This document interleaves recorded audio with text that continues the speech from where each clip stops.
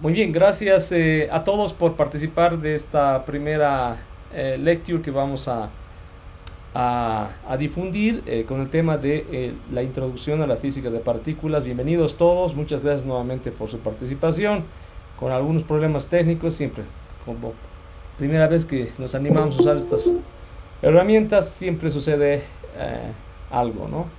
Bueno, entonces gracias Ronald, gracias a todos. Iniciaríamos entonces con la presentación, por favor. Bien, esta primera lección o esta primera lecture está orientada de manera de que todos puedan entender un mínimo de lo que se va a transmitir esta noche. Así que, por favor, si tienen cualquier pregunta, cualquier duda, lo vamos a llevar al final. Naturalmente pueden también hacer sus preguntas. Si no les alcanza el tiempo, por ejemplo, de participar cuando terminemos la charla, por el chat, Ronald nos va a ayudar para que podamos atender cada una de sus preguntas. Bueno, muchas gracias nuevamente. Iniciaremos entonces la lecture. Confírmeme por favor si se me escucha fuerte y claro y están viendo la pantalla.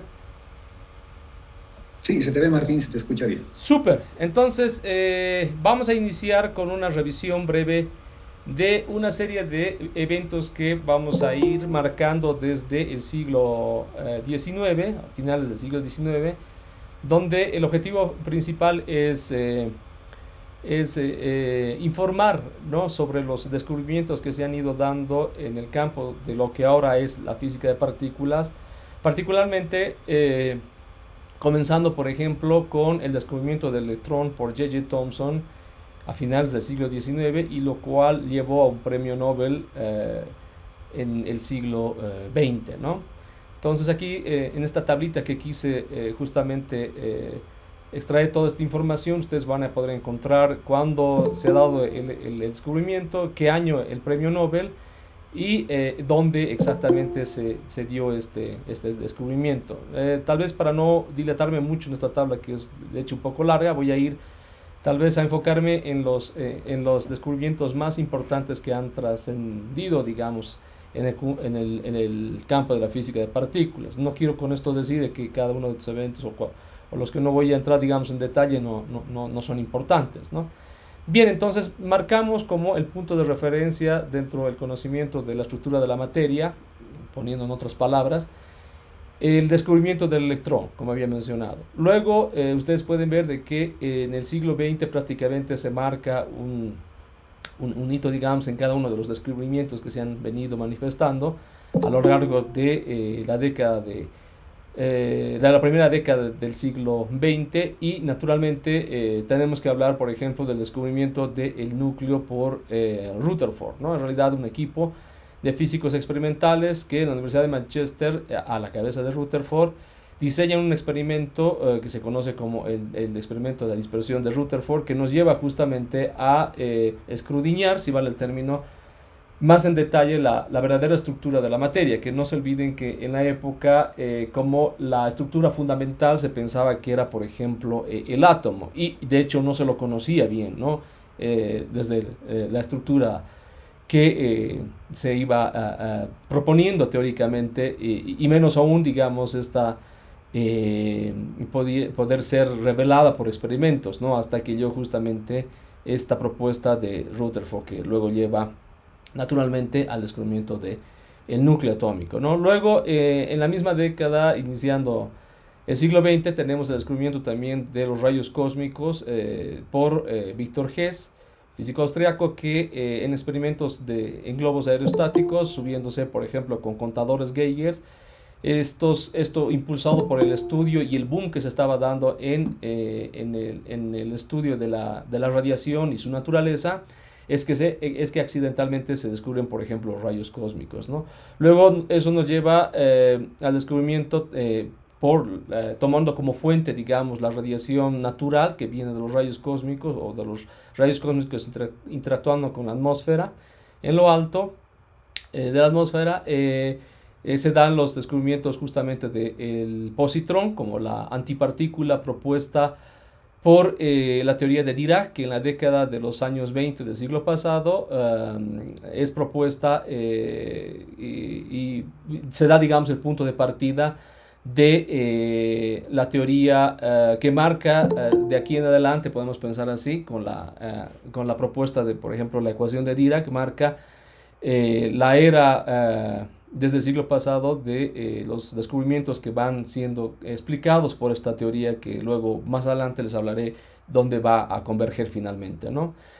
También en el mismo siglo XX, en la década de los 30, tenemos el descubrimiento del neutrón por James Chadwick, ¿no? Siempre en los laboratorios Cavendish. Y esto confirma finalmente la verdadera estructura del núcleo atómico yendo, digamos, a explicar cómo es que pueden coexistir partículas neutras y partículas cargadas en el núcleo, es que se da luego más adelante el descubrimiento justamente de la partícula mediadora de la fuerza nuclear, en ese momento desconocida y propuesta por primera vez por el físico japonés Hideki Yukawa, y lo cual nos lleva justamente a un gran evento en el descubrimiento poco después de haber sido, digamos, propuesta teóricamente esta partícula en la década de los 30, a ser descubierta a finales de la década de los 40, lo cual lleva naturalmente a dos premios Nobel, uno a Hideki Yukawa y otro al grupo del profesor de la Universidad de Bristol, el profesor Cecil Powell, con el apoyo de un físico italiano de apellido Chialini y el famoso físico brasileño de apellido Lattes. Y esto es importante y un poquito ahondo en esto porque nos involucra a nosotros, ¿no? Como parte, digamos, de toda esta historia que es ahora o está dentro, podríamos pensar, de los escritos y de los libros y los papers que involucran todos estos grandes descubrimientos que marcan, como había dicho más antes, ¿no? Que marcan un hito bastante importante en la historia del descubrimiento de la estructura de la materia, ¿no?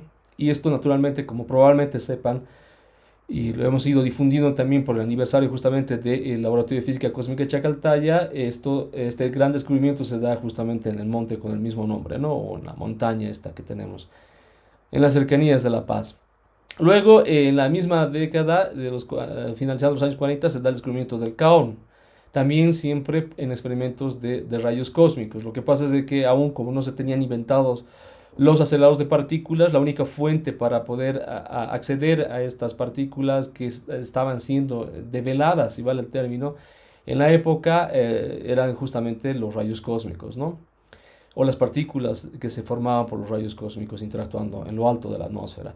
Luego eso nos lleva más adelante, ya en la década de los 50 prácticamente, donde todo este fenómeno apoyado por la naturaleza, digámoslo así, como mencionaba hace un momento, la fuente era las partículas que se producían en la atmósfera, se lleva a laboratorios con el descubrimiento, podemos decir, o el invento de los aceleradores de partículas, que hacia el último de la presentación les voy a ir dando un poco más de información. Esto nos lleva justamente a experimentos, por ejemplo, también con reactores nucleares que coadyuvan en el entendimiento, por ejemplo, sobre todo de la física nuclear cuando se da un enfoque en el estudio, por ejemplo, del decaimiento beta, que nos lleva a explicar justamente, o mejor dicho, este fenómeno llega a ser explicado justamente por la teoría que proponía justamente la naturaleza de otra fuerza más, ¿no? Presente en la misma, que es referida a la fuerza débil, ¿no? De hecho, esta explicación compleja que también involucraba, por ejemplo, en la reacción la emisión de neutrinos, finalmente es explicada por Fermi. O sea, dos personajes que podríamos tal vez mencionar, ¿no? Fermi y Pauli. Y experimentalmente el descubrimiento de los neutrinos se da justamente en experimentos en reactores nucleares. Históricamente, en el experimento que lleva el nombre geográfico donde se dio este evento, que es en Estados Unidos, en el río Savannah, si bien recuerdo. Luego, ustedes pueden ver ya la década de los 50 son descubrimientos hechos prácticamente o realizados en los aceleradores de partícula, y de hecho los primeros aceleradores de partícula o la generación de los aceleradores que fueron enfocados justamente para poder dar más información sobre la estructura de la materia son los aceleradores que estaban inicialmente en los Estados Unidos y, bueno, y que la mayor parte de estos siguen funcionando hasta hoy en día, ¿no? Por ejemplo, es el caso del el Bevatron en el Laboratorio Nacional en las cercanías de Nueva York. Eh, entonces, el descubrimiento justamente del antiprotón se da por Chamberlain y Emilio Segre en 1955, y esto podríamos decir que ya marca la marca una historia diferente apoyada con descubrimientos justamente en aceleradores de partículas, con el descubrimiento justamente del antiprotón. También se dieron descubrimientos de los demás neutrinos asociados justamente a cada uno de los leptones. Más adelante les mostraré cómo está estructurada la materia hoy en día o cómo se la considera. Y esto naturalmente igual lleva a un descubrimiento en aceleradores de partículas en el laboratorio de Los Álamos. Más adelante tenemos el descubrimiento también del neutrino asociado al muón, que se da también en experimentos en aceleradores. Lo pongamos así en palabras bien generales, ¿no?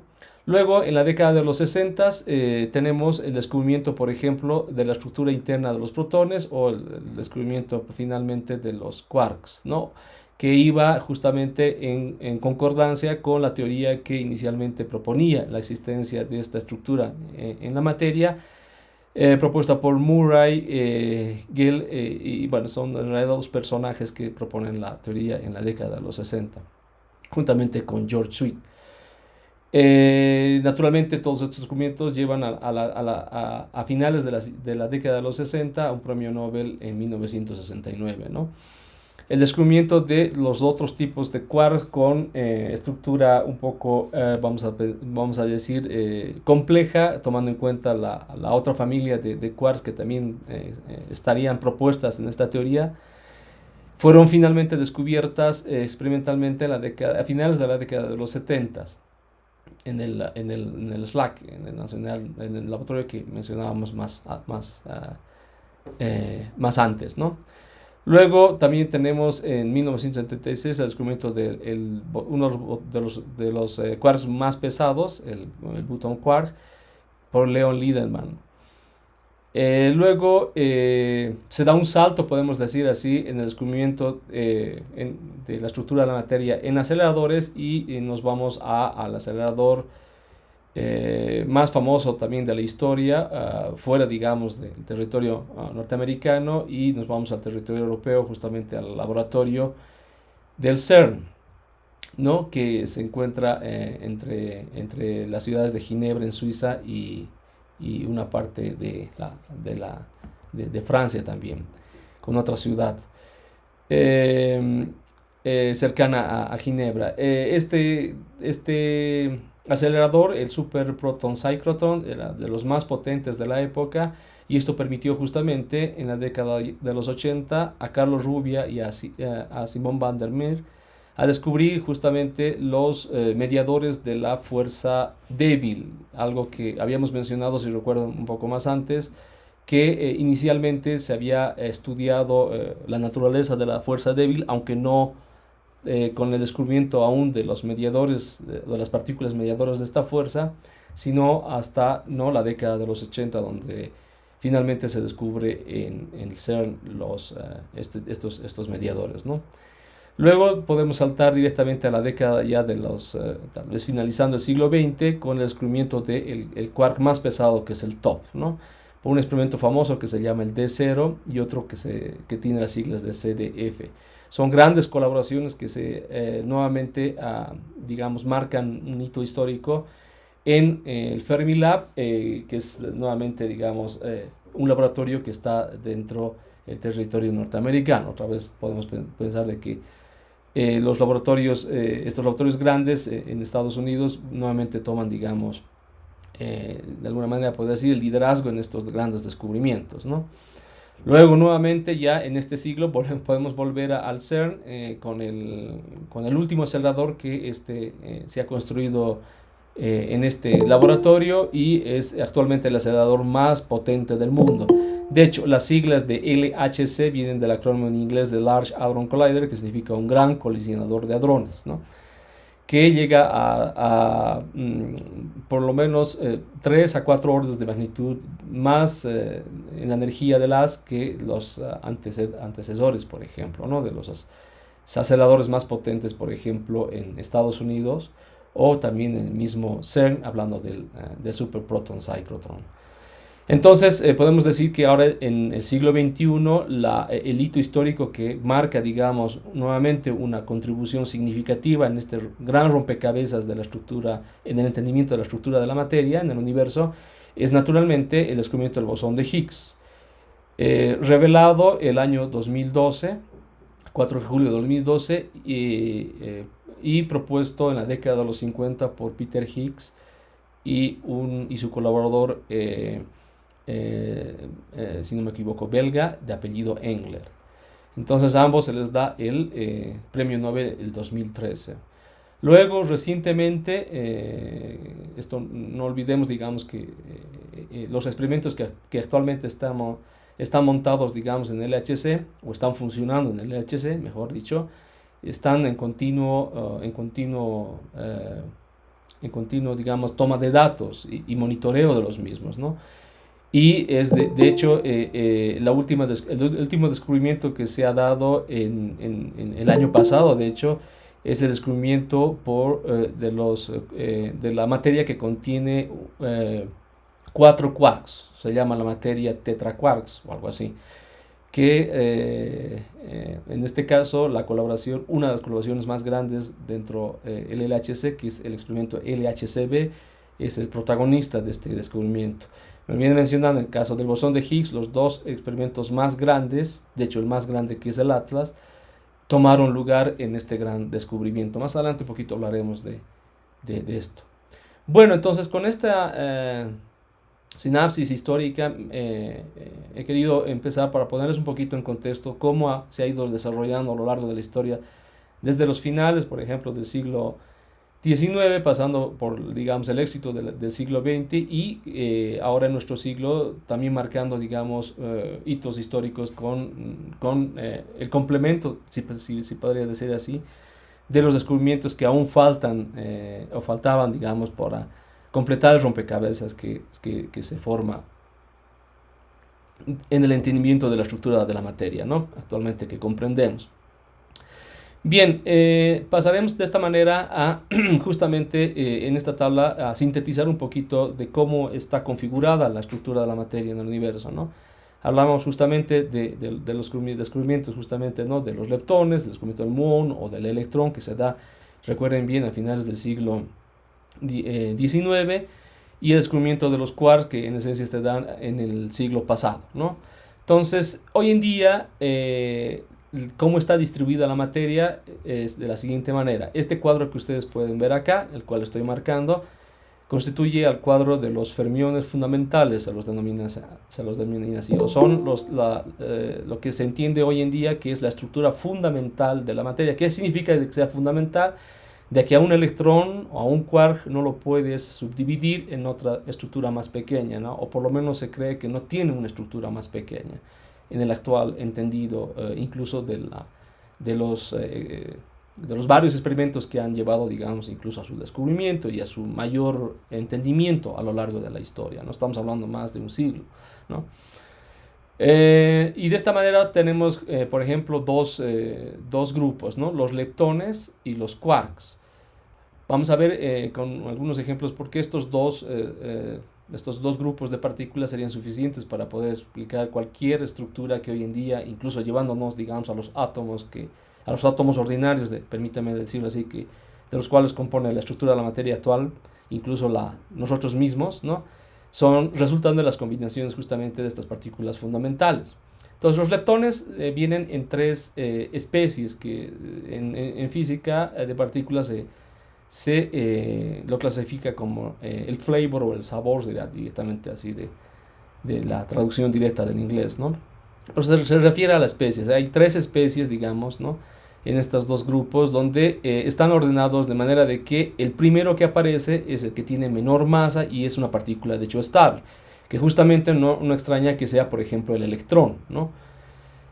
Y aparecen otras dos especies que son vecinos o primos cercanos del electrón, que son mucho más masivos y son partículas inestables, que es el caso, por ejemplo, del muón, que es aproximadamente 200 veces más pesado que el electrón, y el tauón, que es también mucho más pesado que el electrón. Acompañados a los leptones, también, como ustedes pueden ver, están los famosos neutrinos, que igual han sido descubiertos durante el siglo pasado y han llevado igual a un gran, a grandes, digamos, descubrimientos en el entendido justamente de, por ejemplo, el decaimiento beta, que es donde por primera vez, justamente por la propuesta de Pauli y Fermi, hacen referencia a la existencia justamente de estas partículas. Inicialmente ellos pensaban que incluso no tenían masa, ¿no? Y sabemos de que tienen masa, y bueno, no lo mencioné en la tablita, ahora que me estoy dando cuenta, pero igual en este siglo tenemos justamente el descubrimiento de la masa del neutrino por el experimento Super Kamiokande, que de hecho lleva igual el premio Nobel a dos personajes, ¿no? Uno japonés que lo conoce muy bien, que estuvo de visita por acá, que es el profesor Kajita, y el otro a McDonald, que es un profesor de Canadá, si no me equivoco. Bien, entonces la otra familia, que es la de los quarks, con tres especies, nuevamente están ordenados de manera de que los primeros que aparecen, o sea, el quark up y el quark down, U y D, son los estables y los que forman naturalmente la estructura de la materia estable que se conoce, ¿no? Por ejemplo, los átomos estables, ¿no? Y en cambio los otros dos especies que aparecen haciendo referencia justamente al quark, al charm o al strange, o al top o al button, que hablábamos justamente hace un momento, que fueron descubiertos también el siglo pasado. El último, de hecho, ha sido descubierto en experimentos, ¿no? En aceleradores, que es el top, el más pesado.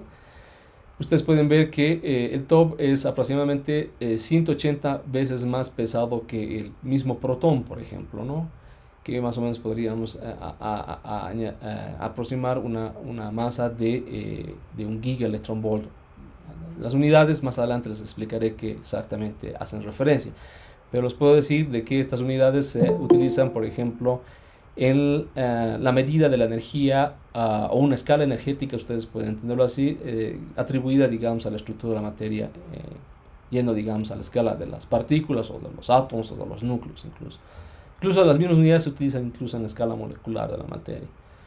Bien, volviendo entonces a lo que mencionaba, como les decía antes, ¿no? La combinación entre leptones y quarks nos permite finalmente construir otras partículas, si vale el término, ¿no? Por ejemplo, los bariones, que es el caso que, digamos, se nos es más familiar. Aquí tenemos al protón. Este 931 es la masa que tiene el protón, la masa en reposo que tiene el protón. Muy próxima a la del neutrón, ¿no? Y ustedes pueden ver de que su composición es de 2 quarks up y un down. Toditos en esta tríada, toditos estos quarks son quarks estables. Por eso es que el protón es una partícula estable, así como el neutrón, por ejemplo. Y combinados por la fuerza nuclear, ¿no? Como mencionaba más antes, por ejemplo, dan lugar al núcleo atómico, ¿no? Y cuando el núcleo, luego por la interacción electromagnética, se combina con el electrón, ¿no? Finalmente forman un átomo. Por ejemplo, el átomo más simple del universo, el átomo de hidrógeno, que como núcleo tiene un protón, ¿no? Y un electrón orbitando o interactuando con él, ¿no? Entonces, pero podemos ver que justamente no son los únicos bariones que aparecen dentro de este grupo, ¿no? De esta clasificación que se la da por la característica que los, digamos, caracteriza, que es la combinación de 3 quarks. Vemos, por ejemplo, que estos otros bariones que se han ido descubriendo igual a lo largo de la historia en experimentos en aceleradores, que son naturalmente mucho más pesados que el protón, ¿no? Son combinaciones de quarks estables e inestables. En particular, los que tienen la composición del quark S, hoy se denomina la materia extraña o strange matter, ¿no? del inglés. O los que tienen, por ejemplo, la combinación con el quark pesado C, se denomina la materia charm, por ejemplo, ¿no? Y ahí se va clasificando, digamos, en función a cómo se van combinando estos nuevos bariones con esta triada de quarks que contienen quarks más pesados e inestables. Naturalmente, como estamos construyendo, digamos, ¿no? En este ejemplo, materia inestable, estas van decayendo eventualmente a materia más estable. Esto también se va estudiando, ¿no? En este tipo de experimentos, ¿no? Bueno, aquí también esta tablita hace referencia a la paridad de spin, que viene como una propiedad cuántica por la combinación justamente que tenemos aquí de los quarks. Y esto nos lleva justamente a estos números. No voy a ir mucho en detalle, simplemente les menciono para que lo tomen en cuenta de lo que está, ¿no? en esta tablita. También podemos ver de que se forman los mesones, y aquí el mesón que de repente se nos es más familiar por lo que comentamos es el pión, ¿no? El pión, que tiene una masa de 140 megaelectronvoltios, es una combinación igual entre dos quarks, pero con la característica, y por eso es una partícula inestable, ¿no? Que tiene una combinación con un antiquark down. Eso significa esta barrita aquí.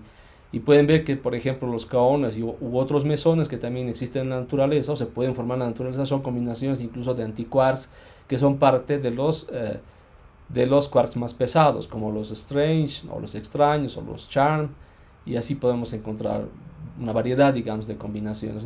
Naturalmente no las he puesto todas, pero les puedo decir de que hasta ahora se han descubierto más de 200 partículas entre estas familias, digamos, ¿no? Entre bariones y mesones que se han podido estudiar hasta el momento, y repito, todo esto se ha estudiado desde la década de los 60, en realidad desde la década de los 50, ¿no? En experimentos en aceleradores, ¿no? Bien, ¿cómo interactúan estas partículas, ¿no? Ahora sabemos que estas, ¿no? Se forman en la naturaleza en eventos muy, digamos, extremos, que más adelante iré a hablar de qué exactamente me refiero con eventos extremos, y estas interactúan naturalmente, ¿no? Incluso son susceptibles, también podríamos decir, a las fuerzas que están presentes en el universo, y justamente estas fuerzas son, ¿no? La fuerza fuerte o la fuerza nuclear fuerte que dentro de la teoría de Gell-Mann ha sido propuesta, ¿no? Que nos lleva justamente a la existencia de los quarks como partículas fundamentales que habíamos comentado en la formación de otras, ¿no? Y cómo se combinan estos quarks a través de la interacción entre ellos por un mediador que es un gluón, que es un bosón, otra partícula que también se propone en el marco de esta teoría, ¿no? Y que también ha sido descubierta. La otra interacción que de repente se nos es más familiar es la interacción electromagnética, ¿no? Que como mediador tenemos al fotón, ¿no?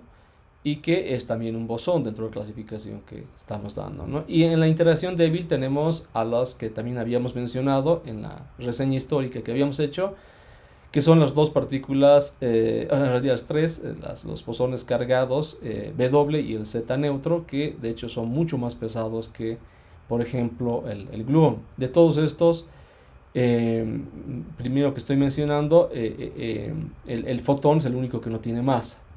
El gluón y esto sí tiene masa, por ejemplo, ¿no?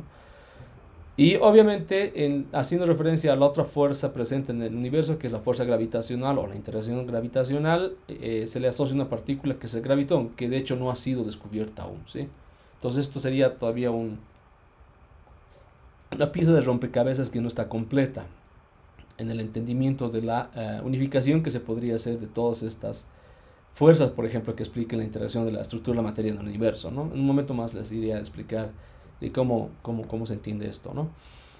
Bien, entonces aquí también ustedes pueden ver en orden de magnitud, poniendo como 1 a la fuerza fuerte, ustedes pueden ver que las otras fuerzas comparadas con la fuerza nuclear fuerte son casi insignificantes, ¿no? De hecho, la electromagnética es 100 veces menos fuerte, por ejemplo, ¿no? La débil es 10 millones de veces menos fuerte, y ni que hablar de la gravitacional. Bien, pero la fuerza fuerte solamente tiene un campo de acción o un alcance muy corto. De hecho, esto podríamos pensar de que sería casi imposible separar los quarks a la escala de los quarks. Estamos hablando a la escala de por lo menos 3 órdenes de magnitud por debajo del femtómetro. Un femtómetro tiene 10 a la menos 15 metros. Más adelante igual les iré a dar un poquito más de referencia cómo podemos comparar estas medidas tan pequeñitas que asociamos justamente a la estructura de la materia con comparaciones, digamos, que nos puedan dar una idea de qué es lo que estamos hablando, ¿no? Para tener una idea de realmente que estamos enfocándonos en el microcosmos, si ustedes quieren, ¿no? Bien, entonces todo esto sabemos hoy en día, pero también sabemos lo que no sabemos. Es decir, ¿a qué me refiero con esto? Me refiero a que también el siglo pasado, ¿no? Se ha descubierto accidentalmente o en observaciones, por ejemplo, ya de objetos muy grandes en el espacio, de la astronomía, si ustedes quieren. También voy a ir en un momento a explicarles un poquito más acerca de esto. Se descubrió que en realidad existe una materia que al parecer no interactúa de la manera que esta materia que estamos aquí clasificando interactúa. Es decir, no interactúa, por ejemplo, a través de la fuerza fuerte, no interactúa a través de la fuerza electromagnética, que de repente es la que más nos podría dar, ¿no? O manifestar su presencia en el universo, pero sí interactúa a través de la fuerza gravitacional. De hecho, ha sido el delator, si vale el término, de la existencia, ¿no? De la materia oscura, y en observaciones nuevamente de objetos muy grandes, donde justamente la fuerza gravitacional se hace más presente, digamos, ¿no?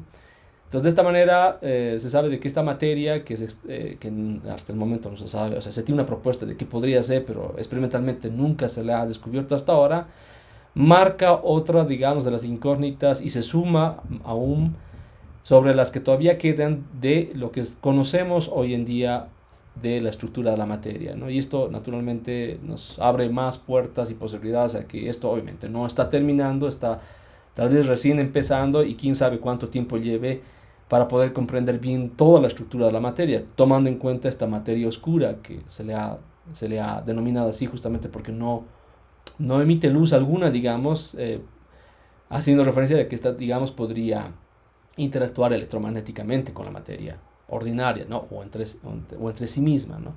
Y hay otra también parte del balance, digamos, de lo que está presente en el universo, que hace referencia a la energía oscura, ¿no?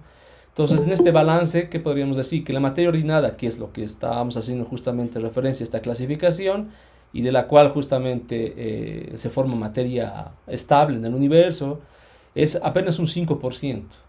La materia oscura vendría a ser mucho más grande, ¿no? Casi 5 veces, poco más de 5 veces más grande que la presencia de la materia ordinaria, y el resto sería energía oscura.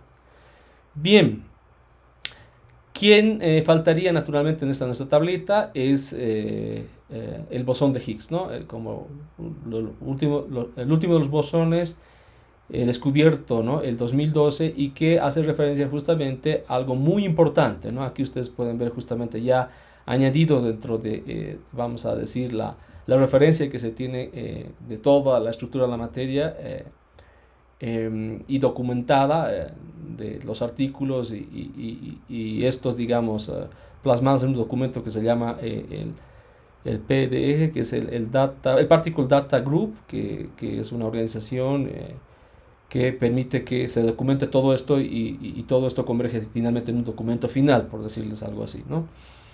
Y aquí ustedes pueden ver incluso la masa que se le asocia o que se mide, de hecho, ¿no? al bosón de Higgs, que es una masa, de hecho, mucho más grande que la masa asociada a las partículas que medían, por ejemplo, la fuerza débil, que de hecho ya, comparadas justamente con la masa del protón, como usando como referencia, digamos, ¿no? Estas son alrededor de 80 veces más pesadas que el protón. Y el bosón de Higgs vendría a ser 125 veces más pesado, ¿no? Esto medido naturalmente por las colaboraciones que ya habíamos mencionado, ¿no? Atlas y CMS. Ustedes se preguntarán, bueno, no voy mucho en los detalles, pero ¿cómo es de que se ha revelado la presencia del bosón de Higgs? Bueno, para empezar, se ha tenido que recrear las condiciones energéticas favorables como para que esto ocurra, y en una buena estadística. Eso nos ha llevado justamente a que en la historia se construya el acelerador más grande de la historia, que es el LHC, ¿no? Y esto nos permite justamente en estas condiciones extremas que podemos generar en laboratorio, que más adelante les haré referencia de que son condiciones tan extremas que de hecho se generan mini Big Bangs en estas colisiones, en los aceleradores, permite finalmente, ¿no? Por el estudio de cada una de las trazas que se producen en cada una de las colisiones, permite estudiar las características de la estructura de la materia. Y en el caso del bosón de Higgs hay un decaimiento típico que ofrece, o que digamos, se ha observado, y es justamente un decaimiento que te lleva a la producción de 4 leptones. Aquí la L inclinada hace referencia justamente a los leptones. ¿Qué leptones? Muones. Y justamente son los que se ven en el evento típico que aquí les estoy mostrando, los 4 muones aquí en las líneas rojas que emergen del decaimiento del bosón de Higgs. Entonces este ha sido más o menos, para ponerles un poquito en perspectiva, cómo ha sido descubierto el bosón de Higgs, y naturalmente aquí observando un montón de veces y teniendo la capacidad de cómputo de todo el mundo, ¿no? Aquí ustedes pueden ver que, por ejemplo, la colaboración Atlas es una colaboración prácticamente de casi, sí, de los 5 continentes, ¿no? Ha llevado a que se pueda descubrir esta partícula, ¿no? Estamos hablando, de repente para nosotros es tal vez muy, digamos, ajeno todo esto, pero en este tipo de experimentos, ¿no? Y que sobre todo se llevan a cabo en estas instalaciones que, por ejemplo, albergan estos experimentos gigantescos, o sea, no pudieron hacer posible todo esto sin la colaboración de un montón de científicos, ¿no? La colaboración Atlas tiene más de 3.000 científicos, 3.000 científicos colaborando con un solo propósito, ¿no? En esa época era el descubrimiento del bosón de Higgs. Y justamente aquí ustedes tienen a la entonces portavoz del experimento Atlas, una italiana, de nombre Fabiola Gianotti, que el 4 de julio de 2012 da oficialmente, conjuntamente con su par y colega del CMS, del cual me he olvidado su nombre, nos dan oficialmente el descubrimiento del bosón de Higgs, ¿no? O sea, todo este propósito realmente luego nos llevó a algo que se quería buscar, ¿no? Es decir, con el descubrimiento del bosón de Higgs. ¿Por qué la importancia del bosón de Higgs? La importancia del bosón de Higgs nos abre justamente a la posibilidad de que finalmente se dé una explicación de por qué tiene masa la materia, ¿no? Hasta el 2012, de hecho, rigurosamente hablando, solamente en teoría se sabía, podemos decirlo así, ¿no? De cómo la materia adquiere masa en el universo, ¿no? Entonces esto finalmente es resuelto con el descubrimiento del bosón de Higgs, propuesto en la década de los 50, como mencionaba, por estos 2 experimentos históricos ahora, ¿no? Y ahora, yendo a hablar sobre los tetaquarks, estos que prácticamente pasó muy recientemente, el año pasado, de hecho, el 24 de marzo, poco más de un año, ¿no? Atrás se dio el descubrimiento por la colaboración del LHCb de la materia que está compuesta por 4 quarks. O sea, aquí aumentaríamos, ¿no? Dentro de nuestra clasificación aquí que teníamos en la tablita, a la materia que inicialmente se la está denominando como la tetraquark matter, que simplemente habla de la combinación de 4 quarks, algo no visto hasta la era justamente del LHC. En esta nueva era, vamos a decirlo así, de los experimentos post descubrimiento del bosón de Higgs. Entonces se justifica, en otras palabras, toda esta, digamos, todo este esfuerzo de todos estos científicos colaborando con, ¿no? estos grandes experimentos en colaboración. Bien, algo muy importante que hacía mención hace un momento, ¿no? ¿Cómo es que sabemos que estas partículas, obviamente, no son visibles al ojo humano? Se pueden hacer visibles con la tecnología, ¿no? Primero, el acelerador de partículas nos sirve para poder generar la fuente de estas partículas, ¿no? Generando las condiciones extremas que ya había mencionado. Una vez creadas estas partículas, cada una de las trazas luego son reveladas por la tecnología. Y cuando me refiero a la tecnología, me refiero justamente a los detectores de partículas, ¿no? Y aquí justamente quiero ilustrar con esta figura que tengo acá, cómo por ejemplo un muón, a diferencia de un electrón o de partículas neutras, pueden ser reveladas por un conjunto en realidad de detectores de partículas, porque no para todos, obviamente, la partícula puede llegar a ser visible, ¿no? Para algunos sí, para otros no. Esto depende justamente de cómo interactúan estas partículas con la materia, ¿no? Y el principal mecanismo de interacción que tienen estas, y gracias, digamos, a que interactúan a través de esta forma de interacción o esta fuerza, que es la fuerza electromagnética, es que podemos nosotros detectarlas, ¿no? Y usar este tipo de tecnología en función a cómo interactúan desde el punto de vista de la interacción electromagnética con la materia y poder diseñar justamente todos estos detectores complejos, ¿no? Por ejemplo, aquí, no vi mucho en los detalles, pero aquí les puedo mencionar de que un calorímetro hadrónico, por ejemplo, que es una colección de detectores que están destinados, por ejemplo, a revelar la presencia, por ejemplo, de partículas neutras. Aquí puede darse la probabilidad de que un neutrón, por ejemplo, ¿no? o un fotón interactúe con el material del cual está hecho el calorímetro y deposite prácticamente toda su energía. Y aquí estas manchitas azules que ustedes pueden ver son las trazas que se producen de la interacción nuclear que provoca, ¿no? por las características energéticas que se tienen. Lo mismo pasa con los calorímetros electromagnéticos, que ustedes pueden ver también para el caso que he mostrado, de que las partículas neutras pueden dejar también un rastro, ¿no?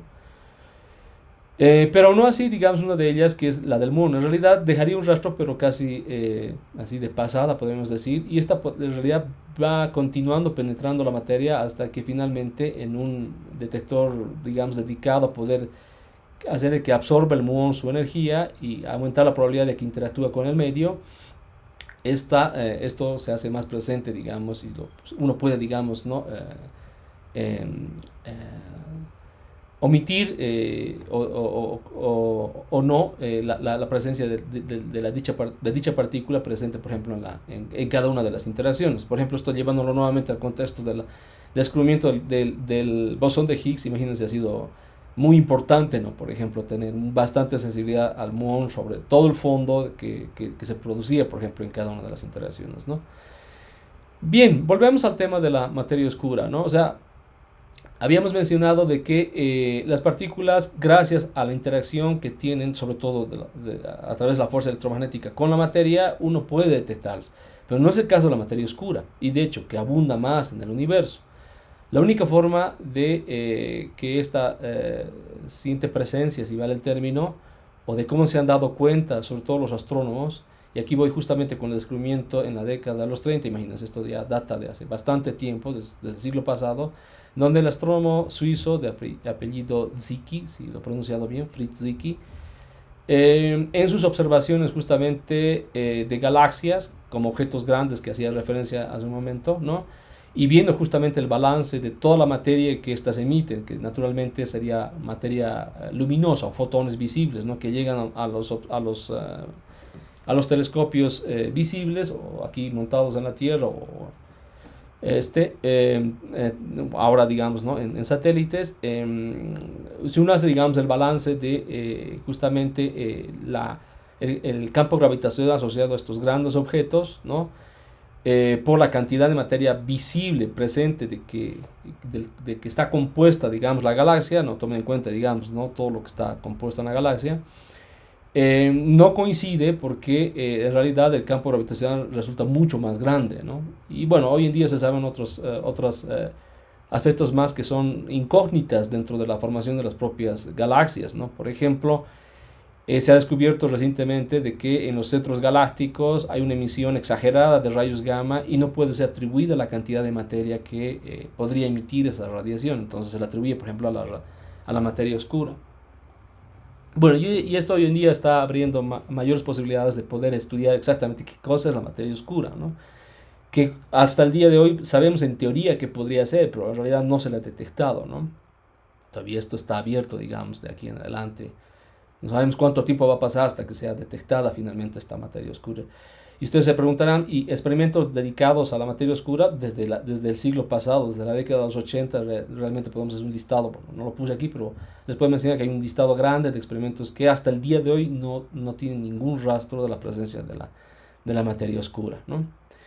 Bien, entonces dicho esto, esto ya, si ustedes, por ejemplo, introducen este elemento dentro de la modelación del universo, más o menos se supone que luciría así, o sea, es decir, introducimos la materia oscura presente en el universo. Esto nos lleva justamente a este tipo de estructura tipo hebra, se les denomina así, donde los puntos aquí amarillos justamente son los puntos donde se dan las condiciones favorables para que se pueda reunir bastante materia, incluso materia visible. De hecho, esta materia visible, pero siempre rodeada por estas hebras que estarían compuestas por materia oscura, sería la forma final, digamos, que encontraríamos o que veríamos en el universo. No soy un experto en el tema, pero eso es lo que sé. Y también, naturalmente, de esto podemos decir que la materia oscura como que podríamos entender que modela o es el molde del universo, donde que se amolda dentro de este molde es justamente la materia ordinaria, ¿no? Bien, entonces, yendo ya al génesis de la estructura de la materia del universo y tomando en cuenta naturalmente la presencia de la materia oscura, que es algo que ahora tendríamos que incluir dentro de lo que hoy se tiene como teoría base y que nos explica justamente la naturaleza de la estructura de la materia del universo, ¿no? Y eso nos lleva justamente a esta figura que la voy a usar para poder ilustrar la idea, ¿no? A ver, lo que ocurre es de que desde el Big Bang, ¿no? Sabemos de que es desde la gran explosión, el modelo que se tiene del universo, ¿no? Se da una serie de etapas hasta nuestra era, ¿no? Y en esta serie de etapas, naturalmente, se ha dado una evolución en la formación de la estructura de la materia, si ustedes quieren, ¿no? Y justamente ya en etapas bien precisas que hoy en día se sabe, por ejemplo, ¿no? En tanto en la escala de tiempo, aquí por ejemplo para la primera etapa, muy cercana a la de la gran explosión, ¿no? O en la escala energética que también ustedes pueden ver de que es grande y va reduciendo en el tiempo hasta nuestra era, de esta manera enfriándose el universo, si ustedes quieren, y llegando al tiempo de los aproximadamente 13.800 millones de años que tiene el universo, ¿no? Hoy en día vemos de que en todas estas etapas se ha dado una formación de la estructura de la materia, ¿no? Donde se ha tomado, digamos, su tiempo en formar el universo que nosotros observamos, todo lo que está afuera, digamos, ¿no? 13.800 millones de años, imagínense. Pero ¿qué es lo que ha pasado en las etapas iniciales? Bueno, ahora si incluimos naturalmente la presencia de la materia oscura, y como está visible en nuestro universo, es parte de nuestro universo, lo estamos observando de alguna manera, aunque no tengamos idea de lo que es físicamente, si ustedes quieren, pero está ahí, tendría que ser incluido dentro de la formación de la estructura de la materia. Entonces esto se llama como las reliquias que deberían de quedar, y es justamente las que observamos hoy en día, de la estructura de la materia oscura que vemos en nuestro universo. Entonces, eso quiere decir, digamos, que estas hebras que hoy moldean al universo, por decirlo de alguna manera, tendrían que corresponder a una evolución que han tenido desde el momento de la creación o del génesis, que yo le llamo, ¿no? Es el génesis de la ciencia, digamos, ¿no? Haciendo, digamos, una analogía con el génesis de la Biblia, si ustedes quieren, de la creación. Esta sería la creación en el contexto de la ciencia, véanlo así.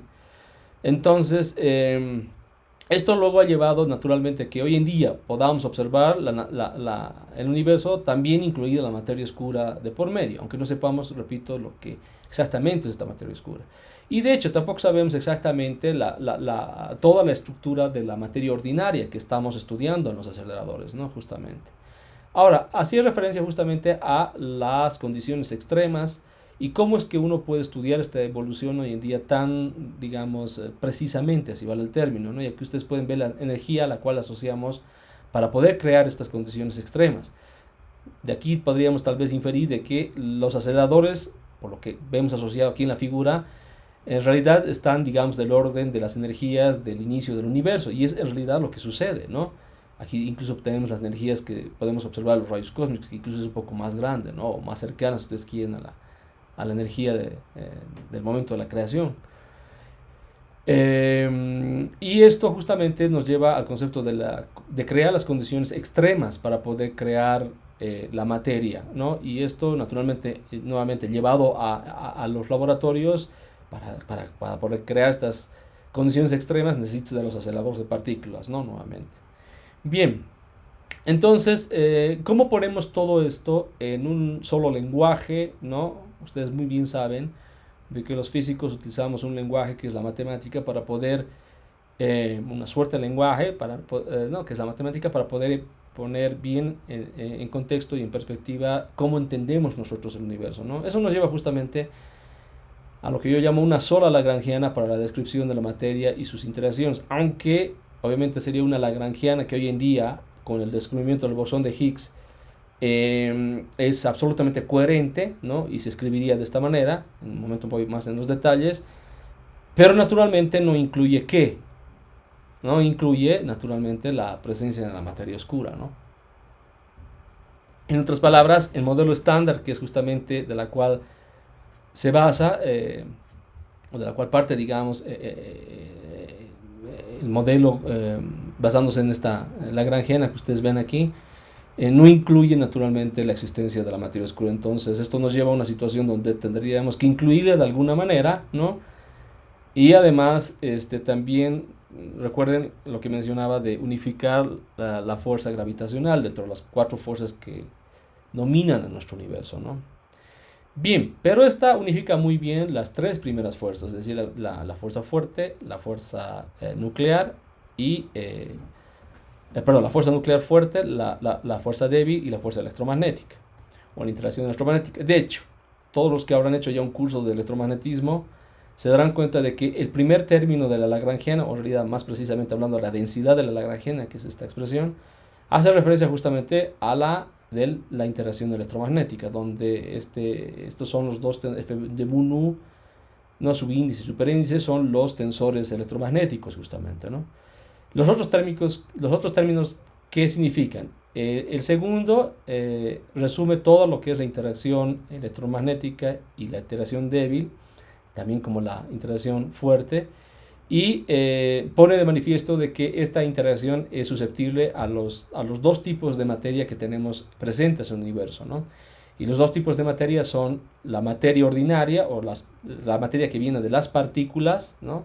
Incluyendo la materia inestable, y las antipartículas, que inicialmente en la historia van a poder ver de que el primero en llegar a esta conclusión, y lo habíamos mencionado al inicio, es Dirac, con su famosa ecuación de Dirac. De hecho, de la ecuación de Dirac se llega fácilmente a la interpretación de la materia y la antimateria. Entonces todo eso está contenido, digamos, en este segundo término, más las interacciones que estas tienen de manera general, digamos, toman en cuenta las otras fuerzas, digamos, ¿no? El tercer término hace referencia justamente a lo que se incluye ahora modernamente, y de la teoría data del siglo pasado, ¿no? Que es que estas partículas, tanto como las partículas y las antipartículas, interaccionan con el campo de Higgs y por ende estas tienen masa, ¿no? Hoy en día ya la evidencia experimental nos permite entender mucho mejor este término que viene acá, ¿no? Y finalmente el cuarto término hace referencia justamente al potencial de Higgs, y de acá en particular también explica cómo se puede atribuir masa a los bosones que, por ejemplo, mencionábamos, ¿no? Partiendo del mismo bosón de Higgs, que tienen masas muy grandes, ¿no? Como los bosones, por ejemplo, que son los mediadores de la fuerza débil, que son también bosones que tienen masa. Bien, entonces, de acá, y en contexto del modelo estándar, uno puede explicar hoy en día, digamos, a través de los diagramas de Feynman, justamente agarrando un ejemplo, de repente el que también había mencionado, ¿no? Más antes, histórico, por la conexión que nos hacía al entendimiento de la fuerza débil, ¿no? En lo que se conoce como el decaimiento del neutrón, ¿no? Ustedes ven que ahora se puede explicar con bastante certeza de que el neutrón en realidad decae en un protón o transmuta a un protón, si ustedes quieren. Transmutación significa que se transforma, ¿no? Un protón es una palabra muy usada en física nuclear, históricamente. Esto viene de lo que comentaba. En realidad es explicada justamente por qué los quarks son susceptibles a la fuerza débil. ¿Qué quiere decir? Que el quark down, ¿no? Decae, en realidad es el quark down que decae en un up, y por ende, como este es parte de una estructura más grande que es el neutrón, en realidad se transforma en un protón, ¿no? Lo que se conoce históricamente como el decaimiento del neutrón. En realidad es el decaimiento de uno de los quarks dentro del neutrón, ¿no? Y lo hace a través del mediador de la fuerza, que es el que mencionábamos, ¿no? El bosón pesado omega negativo. Aquí, por ejemplo, para el tipo de decaimiento que describe en particular es el decaimiento beta, donde finalmente tú tienes en este decaimiento, ¿no? La liberación de un electrón de alta energía, del orden, por ejemplo, de los megaelectronvoltios, y esto se atribuye justamente al rayo beta, ¿no? Negativo históricamente. Y ustedes también pueden ver de que se produce un antineutrino asociado al electrón. justamente la existencia de los neutrinos. Habíamos mencionado de que históricamente han sido propuestos en el espíritu de explicar justamente el decaimiento del neutrón o el decaimiento beta en los núcleos, ¿no? Bueno, entonces todo esto ahora lo agarro como ejemplo porque todo esto es ahora explicable fácilmente con esta lagrangiana, ¿no? Bien, pero bueno, ustedes me dirán que bueno, o sea, podemos explicar un montón de cosas que incluso son parte del entendimiento, ¿no?, de la estructura de la materia, en la complejidad que ya vemos que está, digamos, está presente en el universo, pero que hay con, por ejemplo, la materia oscura, ¿no?, que es lo que, digamos, sería más incómodo en este momento de explicar. Y esto cómo podemos también relacionarlo con otros problemas que no, obviamente no se ponen de manifiesto tan directamente hasta que uno, digamos, ¿no?, empiece a explorar bien la, las consecuencias a la cual nos lleva justamente esta lagrangiana, por ejemplo, en la explicación de lo que es ahora igual una open question o una pregunta abierta en el campo de la física, que es justamente la masa del neutrino. Que recuerden bien que inicialmente se había pensado, de hecho Dirac lo pensó o lo tomó en la propuesta inicial que hace de la ecuación de Dirac, ¿no? No toma en cuenta la masa del neutrino. Entonces eso nos lleva a una consecuencia un poco más, ya digamos, extensa, y conectándonos con, por ejemplo, el bosón de Higgs, que se conoce como el problema de la jerarquía dentro de lo que es, por ejemplo, la interacción electrodébil, ¿no?, que nuevamente está contenida en la interpretación que habíamos hecho, ¿no?, segundo término de la necesidad de la lagrangiana del modelo estándar. Y es un problema porque había mencionado de que el bosón de Higgs ¿no?, tiene una masa la cual se ha medido y la cual es, ¿no?, 125 gigaelectronvoltios. Si uno la compara, por ejemplo, con la masa de Planck, esta es alrededor de 10 a la 17 veces más pequeña que la masa de Planck. Entonces, otro ejemplo, digamos, que agarro, digamos, el ejemplo del electrón, perdón, del neutrino, que no tenía inicialmente masa, pero ahora se sabe que tiene masa, y es una masa muy, muy pequeña, de unos cuantos megaelectronvolts, o menor incluso.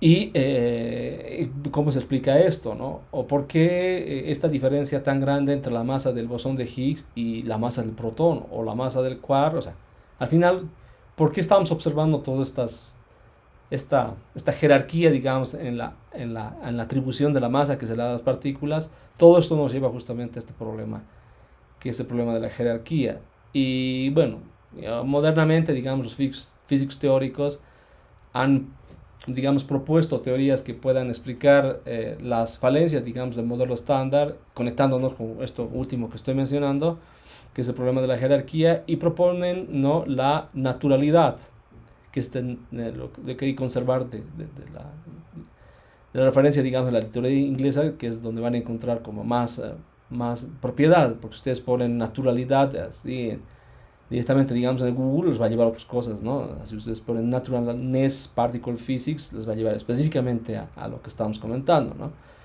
¿Qué es esto de la naturalidad? A ver, en el esquema moderno que se tiene para poder resolver un montón de problemas, no solamente los que mencionábamos con las masas, ¿no?, sino también eventualmente resolver el problema de qué exactamente sería la materia oscura. Les decía, ¿no?, de que tenemos, o sea, teóricamente se podría decir qué cosa es, pero en realidad tendríamos que descubrirla, ¿no? Físicamente, en los experimentos, a eso me refiero, ¿no? A ver, entre estos dos esquemas, uno que es bien histórico es la supersimetría, que es donde viene esa palabra, ¿no? Aquí, SUSY, que es una teoría, vamos a decir, más allá del modelo estándar, que pretende dar soluciones, digamos, ¿no?, a estas falencias que tiene la teoría tal cual como la concebimos hoy en día.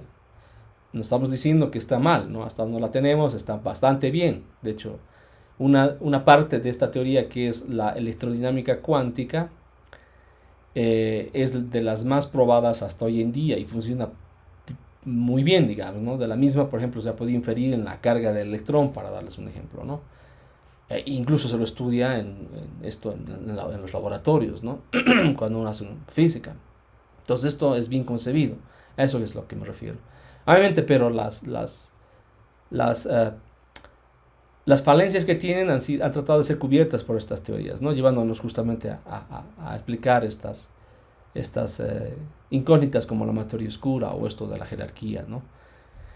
Y la otra es la neutralidad natural, que propone, de hecho, eso es justamente lo que quiero en este momento mencionar, que es como alternativas que están apareciendo, ¿no? Dentro del marco de estas propuestas. Y esto nos lleva a un observable, en el cual un observable final que es una partícula que más o menos si se entiende así, ¿no? Que más o menos si se descubriese esta partícula estaríamos ya conectándonos con todas las incógnitas y entonces todo el propósito de los experimentos modernos están yendo o se están volcando en tratar de identificar estas partículas que están resultando de estas nuevas teorías alternativas, ¿sí? Obviamente puede ser que se esté yendo en la correcta dirección o puede ser que no, ¿no? Solamente al final el experimento nos dirá, o el tiempo asociado a él nos dirá, ¿no?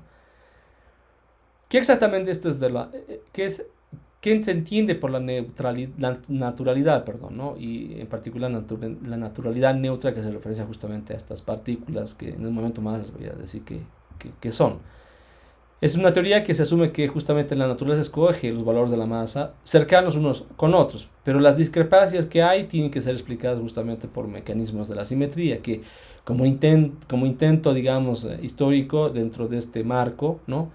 Justamente venían las teorías sostenidas por la supersimetría, ¿no? Se entiende así.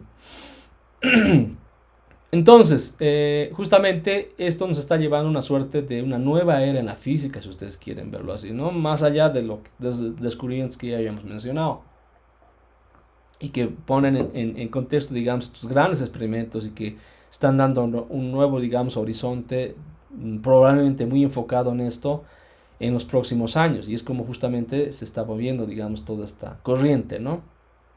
A ver, aquí más o menos en esta figura quiero reflejar lo que más o menos sería la orientación de aquí en adelante, ¿no? Las motivaciones, o sea, que hacen referencia justamente a estas falencias que tiene el modelo estándar son una, ¿no? Que va a explicarse a través de la naturalidad, ¿no? Que comentábamos hace un momento. Otra falencia es la materia oscura que se conecta en un momento con esta propuesta, digamos, ¿no? Otra es la variogénesis, que explicaría justamente, como mencionaba más antes, ¿no? Cómo colocamos el elemento de la materia oscura dentro de la evolución del universo. Eso justamente tiene que ver con esto que se denomina la variogénesis del cosmos, ¿no? Y otro problema es la masa del neutrino, que no... Ya sabemos que tiene masa, incluso podemos medirla, pero no encaja bien dentro de la teoría de por qué debería tener masa, ¿sí? Entra como un parche, si ustedes quieren. Bueno, por eso es un problema abierto aún, ¿no? Y de hecho, hay una nueva generación de experimentos enfocados en únicamente volver a ser más precisa la medida de la masa del neutrino, que van a ser, digamos, los experimentos de las próximas décadas, ¿no? Uno de ellos se llama, por ejemplo, Dune. Bien. Bien, aquí ustedes pueden ver, o sea, no voy a ir mucho en los detalles, pero lo que quiero justamente hacerles notar es de que las cuatro motivaciones, ¿no? La de la masa del neutrino, la variogénesis, lo de la materia oscura, con la naturalidad, se van conectando por estas líneas en café, ¿no?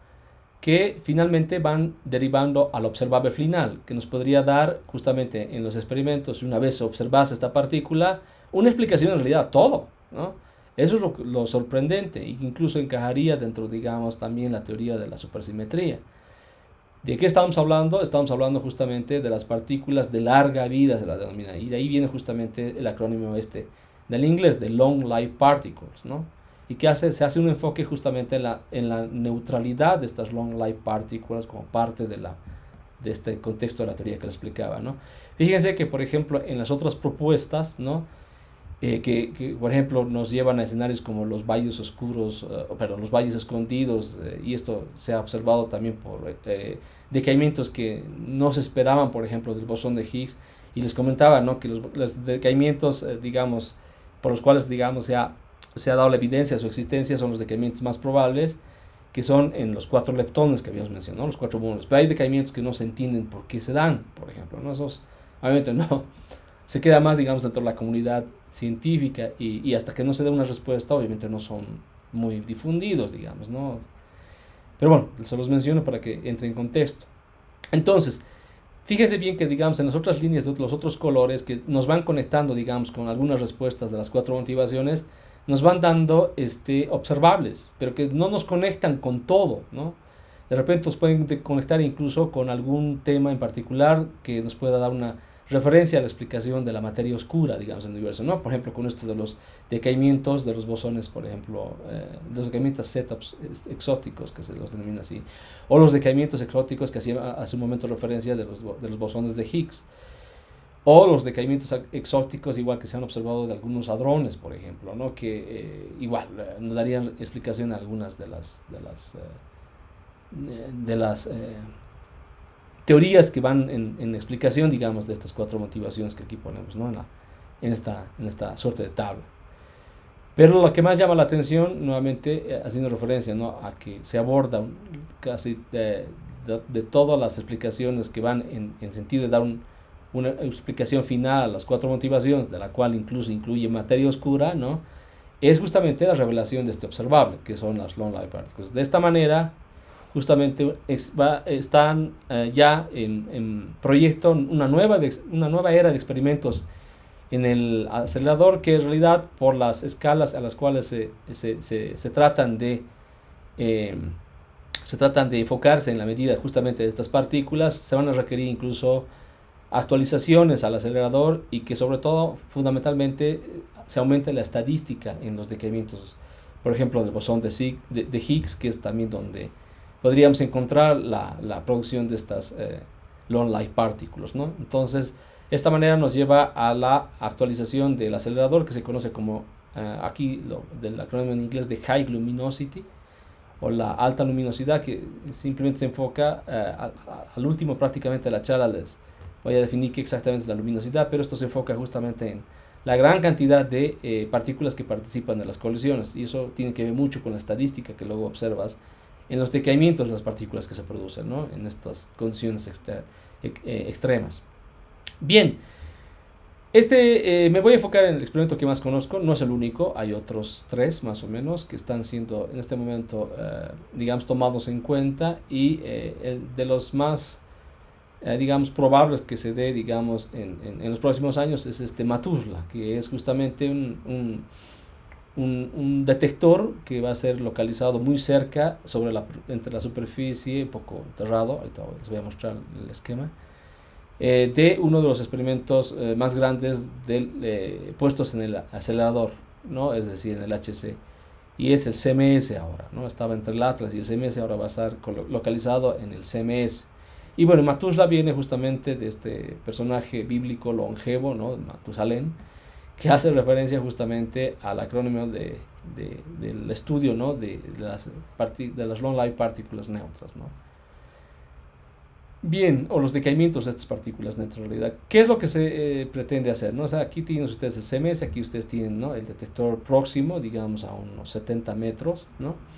Y es un detector que prácticamente es como un edificio, imagínenselo así, es de 100 por 100 metros por 29 metros de alto, ¿no? Y va a ser prácticamente un volumen sensible a los decaimientos de la LPs, aquí reflejadas en las líneas segmentadas rojas, ¿no?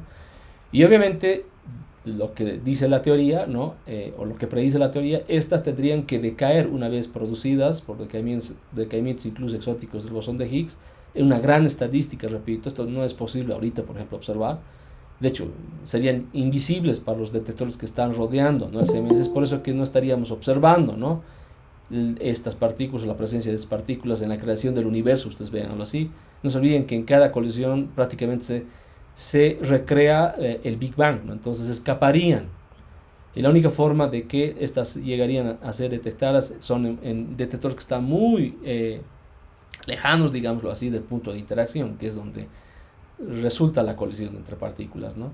Entonces, ¿qué es lo que finalmente se va a ver y lo que predice la teoría? Que estas partículas que explicarían lo que ya había mencionado, ¿no?, varios de los de las incógnitas requerían en partículas del modelo estándar, que son las flechas aquí en negro que estarían representando. Y una vez identificando las partículas del modelo estándar, que podrían ser incluso, ¿no?, partículas cargadas o fotones entre los varios decaimientos, eso sí lo podemos detectar y lo podríamos asociar justamente a la presencia de esta partícula. Obviamente, suena más fácil de lo que realmente es. Tendrías que aislarte, obviamente, todo el ruido, incluyendo el de los rayos cósmicos que estarían bombardeando todo el tiempo el aparato, pero bueno, en eso se está trabajando justamente hoy en día para poder hacer ultra sensible este gran volumen de 100 por 100 metros y por 29 metros al decaimiento de estas partículas de larga vida, ¿no? Y que ustedes tienen la referencia de la página web del experimento, que si ustedes quieren dar más vistazo al experimento. Y por cierto, comentarles de que somos parte de esta colaboración como carrera de física, y si ustedes están interesados en darle mayor profundidad o mayor información a esto, o incluso trabajar en estos temas, simplemente tienen que contactarme, ¿ok? Bien, la otra nueva era de experimentos que estamos mencionando podría ser la era de los experimentos de los rayos cósmicos, ¿no? ¿Por qué una nueva era? Porque justamente hablando del experimento alpaca, ¿no? Que de repente lo tienen más presente, es un experimento que va a ser localizado en las cercanías del monte Chacaltaya, finalmente va a ser un observatorio, ¿no? Que va a estar enfocado a medir los rayos gamma ultra energéticos que vienen del cosmos. Recuerden bien que les había mencionado de que estos rayos gamma, uno digamos de los misterios de estos rayos gamma energéticos, y que los puedes asociar, por ejemplo, a la emisión de estos por parte del centro galáctico, puedes asociar a materia oscura. Entonces es lo que también se está en este momento viendo, digamos, dentro de la física, los alcances de física que podría asociarse a este tipo de observatorios, no siendo el único. Por ejemplo, el PACA, y otro que se llama SWGO, que también está siendo proyectado y que probablemente sea construido igual al lado de Alpaca. Eso estamos también, digamos, viendo, ¿no? O se vaya a otro lugar, no sé. Pero aquí ustedes pueden ver que justamente la búsqueda de materia oscura de una manera indirecta, ¿no?, del cosmos, se refiere, porque dentro de la teoría que justamente predice la existencia de la materia oscura, o qué podría ser la materia oscura, enfocada naturalmente aquí ustedes pueden ver dentro de la explicación de la presencia de estos en el universo a través de la teoría que las predice, que es esta WIMPs, que viene del acrónimo en inglés de Weakly Interactive Massive Particles, que es ahorita la teoría más, digamos, que está dando fuerza a la explicación de la existencia de estos, y con probable observación, ¿no?, a través de las LLPs, o estos decaimientos que tiene, o estas interacciones que ocurren, por ejemplo, en el centro galáctico, donde finalmente observas rayos gamma, ¿no?, muy intensos, podría llevarnos, digamos, a un otro escenario de la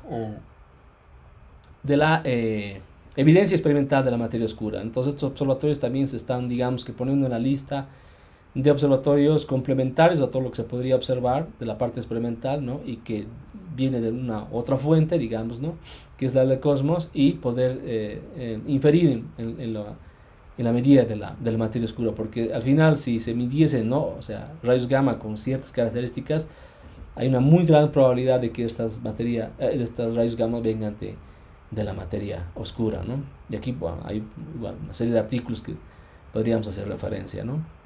Bueno, finalmente esto quiero mencionarles por qué necesitamos los aceleradores de partículas, ¿no?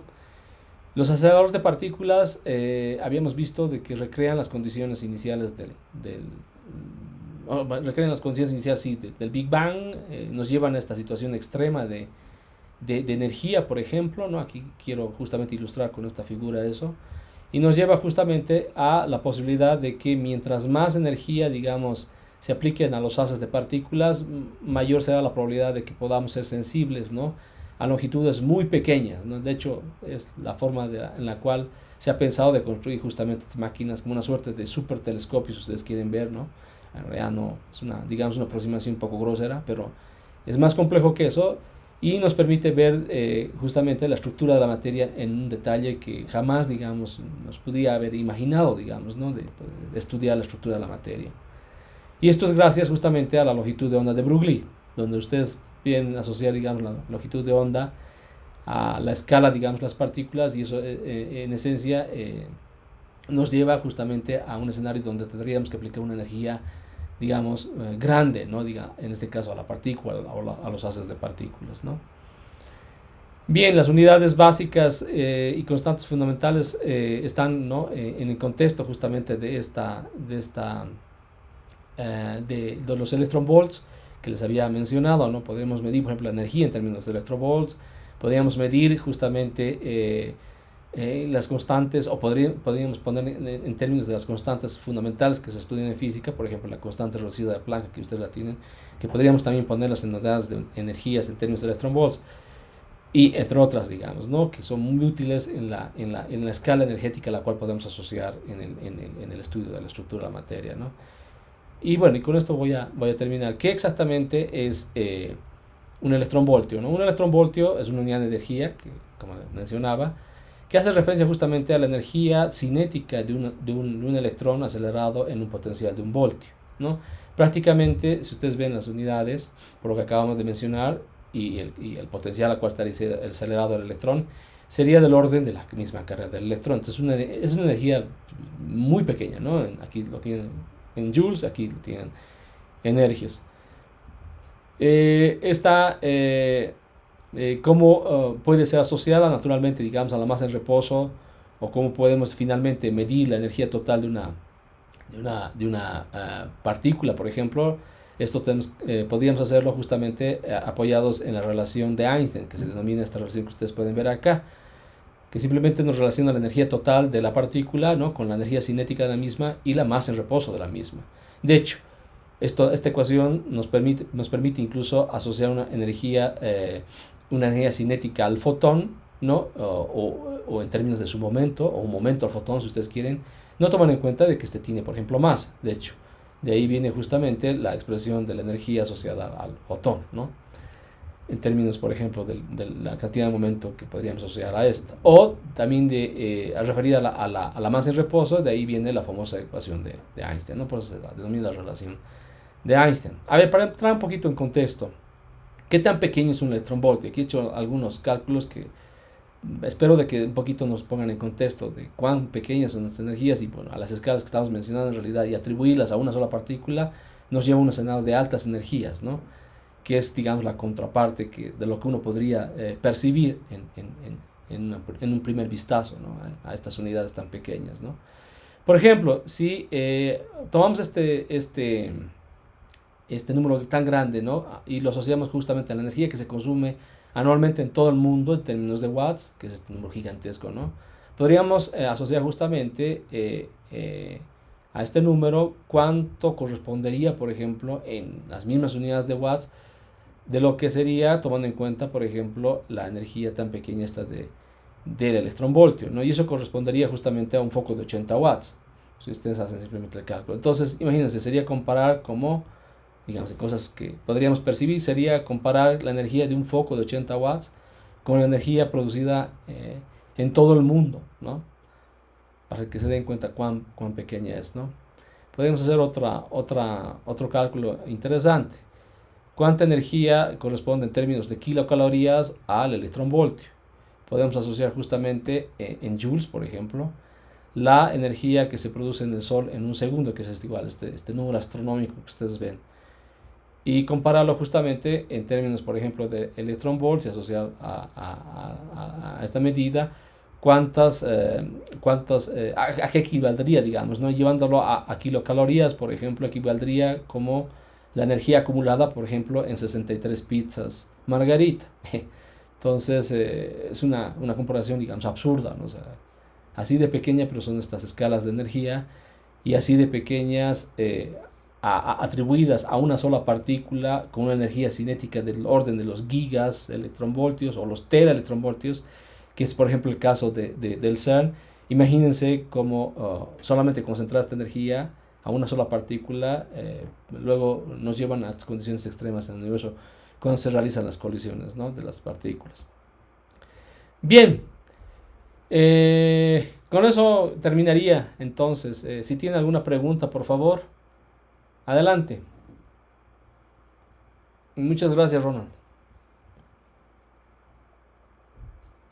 Gracias, Martín. Gracias por la excelente explicación sobre los fundamentos de las partículas que forman nuestro universo y, y todo lo que tiene que ver con los experimentos y cómo se han llegado realmente a esas conclusiones, ¿no? Ujú.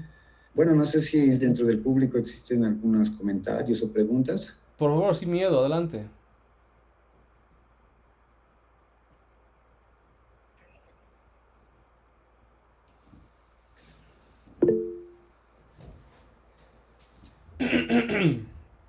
Tenemos una pregunta de Juan Carlos Bazán.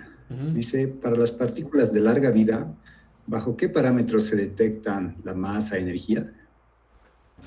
Ya, a ver, yendo, digamos, apoyando en esta gráfica que les mostré, ¿no? De la idea experimental, digamos, de cómo se pretende revelar la presencia de estas.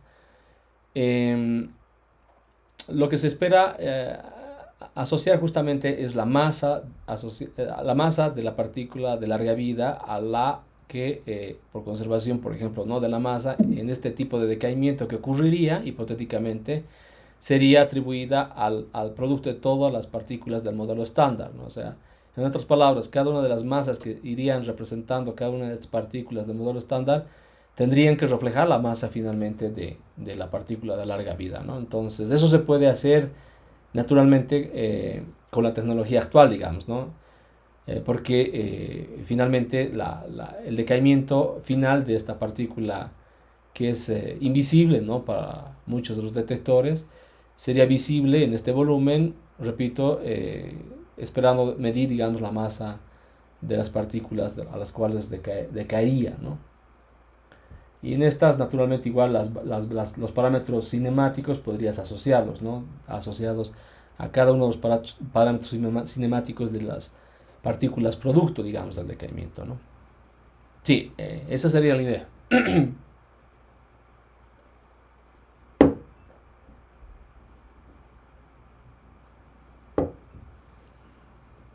Ok, ok, Ahí, gracias, Martín. Tenemos ¿alguna? otra consulta de Adelante, Mirko, adelante, por favor, que dice, ¿cuál es el ¿podrías? estado de la teoría del todo? ¿Qué buscaba, Bueno, en realidad la teoría qué del... buscaba Einstein? ¿Qué es lo que falta? Pregunta a mí. Ah, ya. En realidad, como mencionaba, ¿no? Falta incluir, digamos, en el modelo estándar falta incluir justamente la existencia de la materia oscura, ¿no? Falta incluir, bueno, si la admites que ¿no? Ha sido creada, digamos, en la etapa evolucionaria o en la evolución justamente del universo, tienes que admitir entonces de que dentro de la teoría de la variogénesis que digamos se aplica a la producción de todas estas partículas y su evolución en la formación del universo, también formen parte de la evolución de las partículas asociadas a la materia oscura, ¿no? Entonces explicaba, ¿no? De que la teoría que más es apoyada, digamos, en este sentido, es esta teoría que se denomina WIMPs, que viene de Weakle Interactive Massive Particles. O sea, lo que se espera es de que estas partículas interactúen muy débilmente y son muy masivas, ¿no? Con, por ejemplo, la interacción débil. De hecho, muchas de las que había mencionado, por ejemplo, del hipotético, digamos, decaimiento de la materia oscura en radiación gamma, por ejemplo, que podría ocurrir y que predice este tipo de teoría, habla justamente de esta interacción que probablemente puede ocurrir con la interacción débil, que no se conoce, o sea, es una propuesta, ¿no? Y bueno, podríamos interpretar que es como parte, digamos, del rompecabezas que en este momento tenemos que resolver, digamos, ¿no?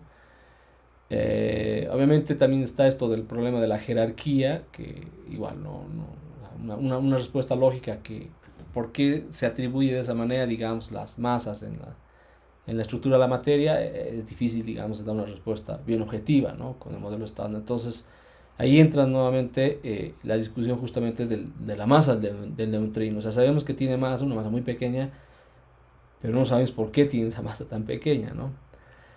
Eh, en el contexto en el cual esta ha sido, digamos, inicialmente introducida en la teoría, ¿no? Podemos pensarlo así.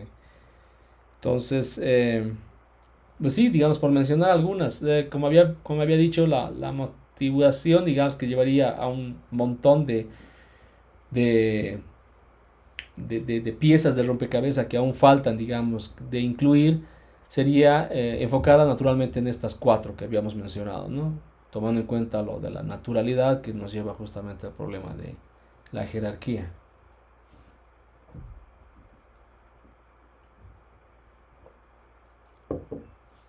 Sí, oh, Ronald, ¿estás ahí? Hola, hola.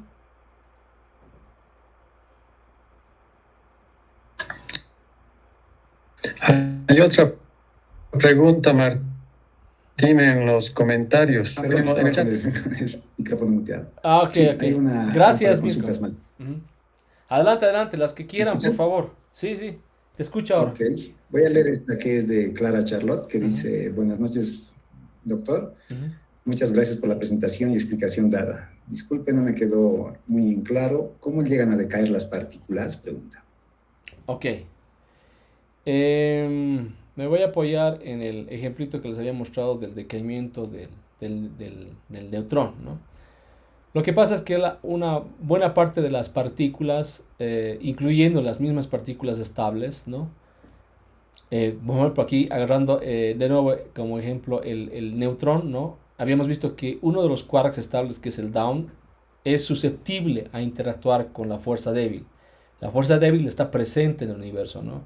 Y es una fuerza en la cual pueden sentirlas, en este caso los quarks incluso, ¿no? O pueden sentirlas los leptones pesados, por ejemplo, en el decaimiento de un muón en un electrón. O podrían sentirlas las bariones, igual que están compuestos por quarks inestables.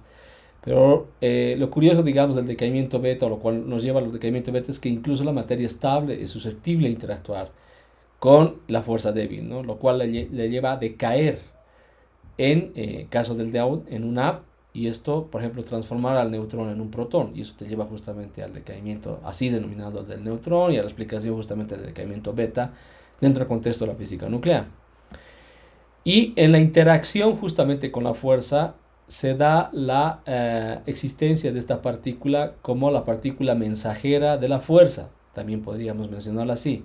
Lo que pasa, y en el contexto justamente de la teoría cuántica de campos, que creo que no lo había mencionado, pero es la teoría que engloba toda esta explicación y apunta justamente al modelo estándar, esta teoría cuántica de campos establece de que para el campo representando justamente la fuerza débil, esta admite la existencia justamente de estas partículas, ¿no?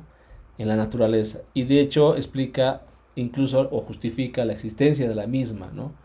Donde obviamente esto, una vez que se ha propuesto teóricamente, ha sido naturalmente comprobada luego, ¿no? En el siglo pasado experimentalmente, y lo cual nos llevaba a concluir de que se estaba yendo en una buena dirección, o se ha ido en una buena dirección, ¿no? Porque existen estas partículas mediadoras. Así podríamos poner también en analogía a lo que ocurrió, por ejemplo, en la explicación de la fuerza nuclear con la existencia del pión como fuerza mediadora a la escala del núcleo, ¿no? Que lo propuso Yukawa. Entonces, justamente la existencia de estos campos, si ustedes quieren, dentro del contexto de la teoría cuántica, da paso a la existencia de estas partículas, y en particular hablando de estos bosones, serían los mediadores de la fuerza, de las fuerzas de estas partículas. En el caso del pión, de la fuerza nuclear a la escala del núcleo, y en el caso que estoy aquí poniendo del decaimiento del neutrón, el W omega o omega negativo para el decaimiento del neutrón, ¿no? En un protón, o del down en un up, liberando un electrón o una partícula beta negativa, ¿no? Que históricamente así se lo ha denominado. Y bueno, más el neutrino. Bueno, no sé si está satisfecha esta. ¿Cuál era el nombre de la estudiante? Clara Charlotte. Clara, sí. Bueno, ha estado bastante completa la respuesta, creo yo, pero a ver, hay un par de consultas más. Adelante, adelante, las que quieran, por favor. Ok, de Arturo Quispe dice, ¿hay alguna relación que pueda tener la física de partículas con el reciente descubrimiento de las ondas gravitacionales? Buena pregunta. Sí, em, hay una teoría bueno, o hay un grupo de teorías que convergen en lo que es la teoría cuántica gravitacional, que se conecta justamente con las predicciones que se hacían de la existencia justamente de estas ondas gravitacionales. Y no soy un experto en el tema, pero es la dirección justamente que se está tomando para poder dar una evidencia de repente de lo que de lo que predecía, ¿no? Y esto viene justamente de incluso la teoría general de la relatividad, si no me equivoco, ¿no? Propuesta por Einstein, como saben todos ustedes. Entonces, de hecho, se ha dado, no lo comentaba, pero se ha dado la revelación experimental de estas ondas gravitacionales justamente asociadas a eventos muy extremos de la naturaleza, ¿no? Y si no me equivoco, creo que se le ha asociado a la colisión de dos estrellas de neutrones o algo así, ¿no? Que se ha observado Mm. justamente toda la evidencia, digamos, de radiación que se ha emitido producto de ese fenómeno que estaría conectada, por ejemplo, ¿no? Con toda la parte de las partículas que se emiten, si tú quieres, ¿no? Del fenómeno, y también a su vez se ha conectado con los efectos gravitacionales que se provocan en estas condiciones extremas del universo, ¿no? Que se asocian a estos tipos de eventos. Y como efecto justamente cuántico tienes la producción, o bueno, mucho, como efecto gravitacional justamente tienes la emisión de estas ondas gravitacionales, que de hecho han sido detectadas, ¿no? Entonces, todo esto probablemente converja, ¿no? En esa teoría más grande que les mencionaba, pero aún está siendo estudiada. Ok, gracias por la respuesta. Hay una consulta más Ujú. de Tuberti Riveros. Dice, ¿existe alguna relación de las partículas fundamentales con la teoría de cuerdas? Y si es así, ¿cómo es? Muy buena pregunta. La teoría de cuerdas no la he mencionado, pero la teoría de cuerdas igual surge, digamos, como una alternativa dentro del contexto de las teorías, incluso algunas de ellas, si no me equivoco, supersimétricas, o que apuntan a la simetría, o se apoyan a la supersimetría, y que proponen justamente de que las partículas en realidad, a ver, poniendo, digamos, en pocas palabras, de que las partículas en realidad no se asocien, digamos, a partículas puntuales, y más bien a estas se les asocia una suerte de geometría, digamos, ¿no? Porque en realidad cuando hablábamos justamente, ¿no? De los leptones y los quarks como las partículas fundamentales, se dice de que estas no tienen una estructura interna, pero no he mencionado qué tipo de geometría se asocia a esta, ¿no? Y esta pregunta justamente nos lleva a profundizar un poquito sobre este tema de que la geometría que, por ejemplo, se asocia simplemente a estas partículas fundamentales es, pues como si fuera de un punto, ¿no? Un punto. Son partículas puntuales, o sea, no hay una geometría, si ustedes quieren, asociada en específico. Lo que permite en la teoría de cuerdas es asociar un tipo de geometría a estas partículas, ¿no? Justamente la geometría de una cuerda, de ahí viene el nombre de la teoría de cuerdas. Pero dentro del contexto, digamos, de las evidencias experimentales para estas teorías, en los últimos años, digamos, digamos, convergiendo en observables que nos llevan, por ejemplo, a considerar, por ejemplo, más dimensiones en el universo, digamos, ¿no? A ver, para ponernos un poquito en contexto ya, aprovechando la pregunta de este estudiante, el número de dimensiones que tomamos en cuenta, por ejemplo, ¿no? Para la explicación del modelo estándar, no superan las cuatro dimensiones, ¿no? En cambio, algunas teorías supersimétricas o la teoría de cuerdas sí superan y consideran de que no los procesos físicos en las características que éstas tienen, por ejemplo, considerar, ¿no? Una geometría, por ejemplo, las partículas, ya no consideradas más puntuales, sugieren de que existan más dimensiones para la explicación de estas teorías, ¿no? Y si recuerdo bien, el número de dimensiones incluso llegan hasta una decena de dimensiones. Entonces imagínense en el mundo, digamos, real, cómo podríamos medir cómo podríamos medir directamente las 11 dimensiones. O sea, Experimentalmente es, por al menos por ahora, es muy difícil, digamos, ¿no? De dar una evidencia experimental lo que predecirían estas teorías. Pero estas teorías igual dan una explicación de la naturaleza de la materia oscura, por ejemplo, y entre otras cosas. Sí, me parece que todavía es algo difícil de responder, sobre todo con evidencia experimental, ¿no? Claro, lo que pasa es de que tenemos que buscar una evidencia experimental y lo más difícil justamente, y aprovecho digamos de comentarlo, y como por ejemplo en la física moderna esto, o sea, hay gente que se dedica solamente a esto, es de la siguiente manera. A ver, están, digamos, los físicos teóricos que están, ¿no? Digamos, continuamente, digamos, modificando o proponiendo otras teorías, ¿no? Como hemos visto. Están los fenomenólogos, que en realidad son los que tienen el trabajo de encontrar el observable, digamos, ¿no? O sea, un trabajo de bastantes fenomenólogos, obviamente con los teóricos, muy de la mano de los teóricos, han podido, digamos, derivar finalmente al observable que uno podría medir. Y aquí viene luego toda la contraparte experimental que les dice, no, no, creo que están locos o creo que sí, han dado en el blanco, digamos, ¿no? Entonces, todo toda esta sinergia que ocurre, digamos, entre estos tres grupos, que podríamos pensarlo así, hoy en día, digamos, en la física moderna nos llevan a respuestas complejas, ¿no? Como ustedes pueden ver, todo esto necesita de un montón de talento humano que no necesariamente, o sea, lo que quiero es de que si ustedes se fijan, digamos, en la historia de los grandes descubrimientos que se han dado, o sea, parece ser que en el pasado un solo hombre resolvía todo, pero en realidad no es así, ¿no? Cada vez nos damos cuenta de que se va complicando más, necesitas más, digamos, respuesta a la parte experimental, más tecnología, y a medida que esto vaya creciendo, de repente, quién sabe, digamos, ¿no? En la próxima etapa de los próximos experimentos se pueda diseñar un experimento que pueda medir dimensiones extras, ¿no? De hecho, se han hecho ya intentos, pero ninguno ha llegado a buen resultado. Ujú. Sí. Gracias por la pregunta. Ah, interesante su pregunta. Bueno, no sé si hay alguna consulta más. Yo tenía una curiosidad, justamente al Dime. principio, cuando mencionabas en la charla los componentes del universo y mencionabas que la materia regular que tenemos solo abarca el 5%, Ujú, y estas otras dos componentes de la materia y la energía oscura, ¿no? ujú. Pero no me queda claro muy bien el rol de la energía, si es que ya habíamos visto que la materia es una de las Sí. propiedades que busca estudiar, pero de la energía creo que no De la energía mencionaste oscura, mucho. sí, sí, sí, sí. Y no lo he mencionado, creo que cuando explicaba esta figura, ¿no?